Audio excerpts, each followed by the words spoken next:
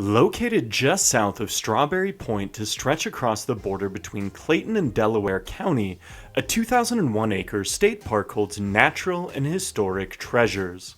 Come along with Notes on Iowa as we explore Backbone State Park. The first state park in the Iowa system, thousands of Iowans each year visit the namesake quarter-mile-long Devil's Backbone comprised of Silurian-age dolomitic limestone towering roughly 100 feet above the Maquoketa River. Legends of indigenous rituals and horse thief hideouts abound relating to the early history of the parklands, with little firm evidence, but newspaper accounts as early as the 1860s speak to individuals appreciating the rugged scenery of the site. Iowa's earliest geologists and naturalists studied the park during the second half of the 1800s, and by 1894 the Manchester Press reported the sale of the lands for the purpose of constructing a hotel. 2 years later, in 1896, geologist Samuel Calvin implored Iowans to save the site, writing to, quote, "If it, the backbone, can only be let alone, it will remain a source of purest pleasure," end quote. 2 decades later, at the inaugural meeting of the Iowa State Board of Conservation,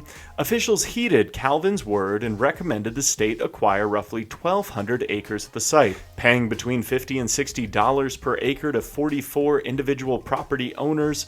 By September 25, 1919, local papers reported the park would open to the public on October 1 of that year. Rainy conditions washed out the initially planned ceremony, pushing it back a week before officials ended up deciding to wait for more favorable weather on May 28, 1920. With Governor William Harding joining the Iowa Board of Conservation and the gathered multitudes estimated at 5,000, the state park era of Iowa officially began with the dedication of Backbone State Park. Even before the opening, local boards of supervisors started planning for road construction to the park, and the state started work on the roads within the bounds during 1923. Other small projects like tree planting, conversion of a barn into a caretaker's lodge, and the construction of a trout hatchery soon followed.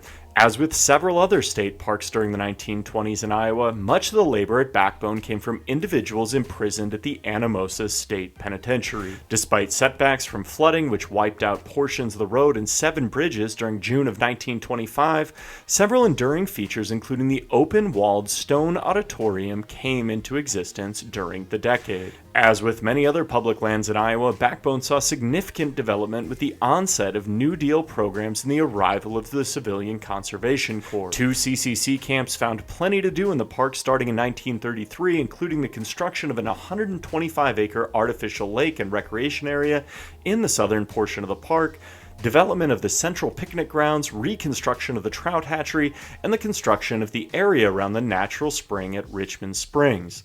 Trail work, erosion control, cabin building, and other activities also kept the workers busy until their 1941 departure. By 1942, the park held roughly 125 structures, and the 1,415 acres representing the total area at that time finds listing on the National Register of Historic Places. The iconic beach house and boathouse still register as 2 of the most recognizable state park features in Iowa. Work slowed during the post-World War II era, and constant maintenance allowed many Iowans to make memories in the eastern Iowa park.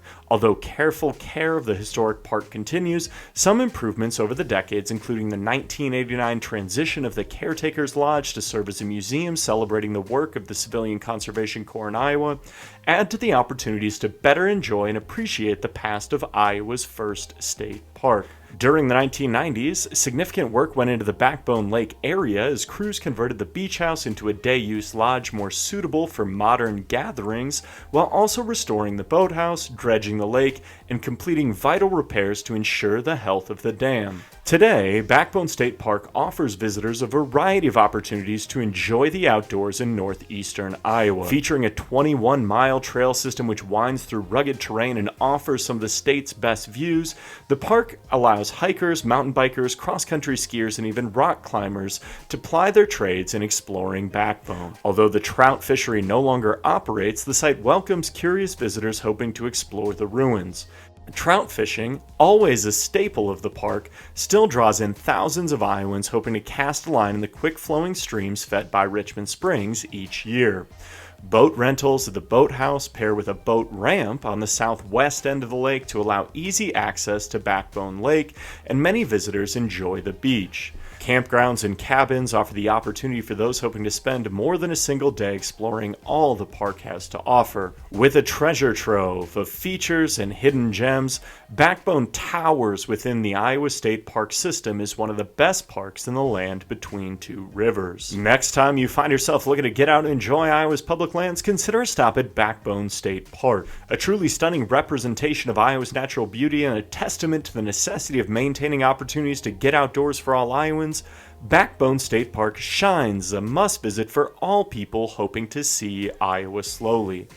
Thanks for coming along with Notes on Iowa to explore Backbone State Park. Make sure to subscribe to the Notes on Iowa website, subscribe on YouTube, follow on social media, and tune in each Sunday to explore the history of Iowa State parks, preserves, and other public lands. I hope I'll see you out there.